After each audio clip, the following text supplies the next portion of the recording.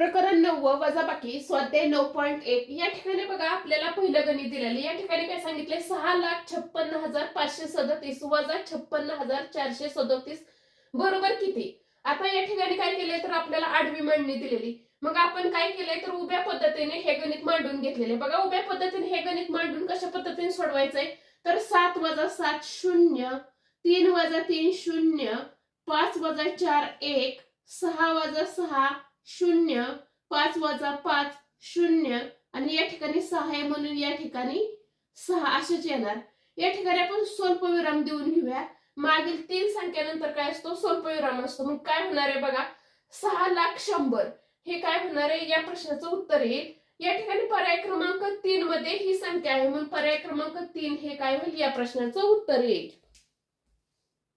प्रश्न क्रमांक 2 पहा, जर 2,50,000 वजा 2,00,000 बरोबर 50,000 तर 2,51,111 वजा 2,01,111 बरोबर किती।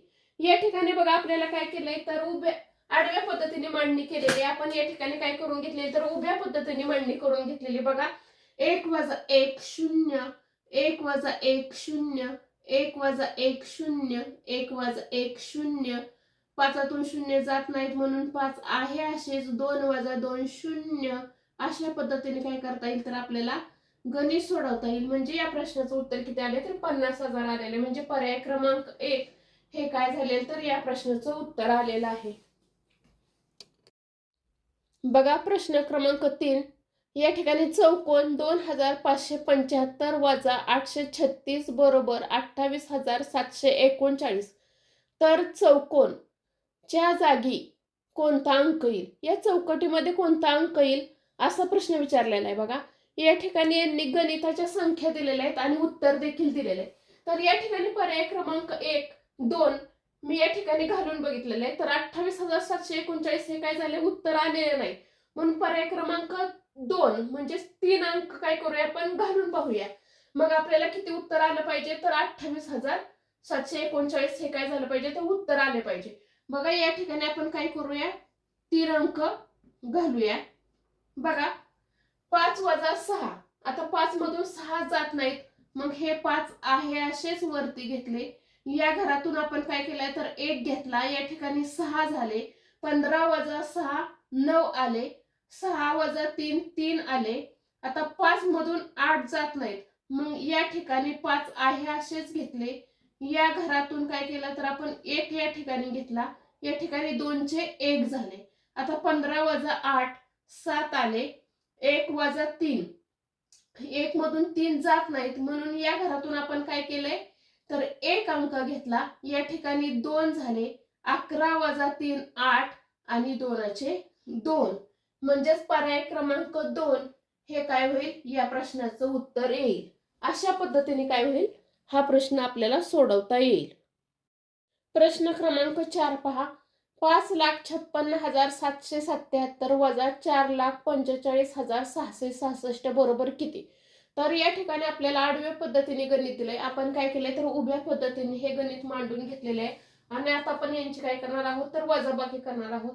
या ठिकाणी बघा 7 वजा 6 1, 7 वजा 6 या ठिकाणी 1, 7 वजा 6 या ठिकाणी 1, 6 वजा 5 या ठिकाणी देखील 1, 5 वजा 4 या ठिकाणी देखील 1 आणि 5 वजा 4 या ठिकाणी देखील 1। बघा या ठिकाणी आपण काय करूया स्वल्पविराम देऊन घेऊया। बघा म्हणजे किती उत्तर येईल या ठिकाणी तर 1,11,111 हे काय होईल या प्रश्नाचं उत्तर येईल, म्हणजेच पर्याय क्रमांक 4 हे काय होईल या प्रश्नाचं उत्तर येईल। प्रश्न क्रमांक 5 पहा, 85,164 या संख्येमध्ये कोणती संख्या मिळवल्यास 6 अंकी लहानात लहान संख्या तयार होईल। जेव्हा आपल्याला अशा पद्धतीने प्रश्न विचारला जातो त्यावेळेस 6 अंकी विचारलेला आहे म्हणून पहिल्यांदा आपण काय करायचं 1 लिहून घ्यायचा आणि पुढे काय करायचे तर 5 शून्य द्यायचे, म्हणजे 6 अंकी संख्या याच ठिकाणी आपण काय करायची तर तयार करायची आहे। बघा अशा पद्धतीने काय करायची संख्या लिहून घ्यायची आहे, त्यामधून 85,164 काय करायची तर वजा करायची। 85,164 वजा करायचे आहेत. आता या ठिकाणी बघा शून्यातून 4 जात नाहीत म्हणून हा शून्य आहे असाच. या ठिकाणी काय होतील 10 होतील. या ठिकाणी 9, या ठिकाणी देखील 9, या ठिकाणी 9 आणि या ठिकाणी देखील काय होईल 9 तयार होतील आणि या ठिकाणी 0. आता बघा 10 वजा 4 6, 9 वजा 6 3, 9 वजा 1 8, 9 वजा 5 4, 9 वजा 8 1 आणि या ठिकाणी 0 येईल.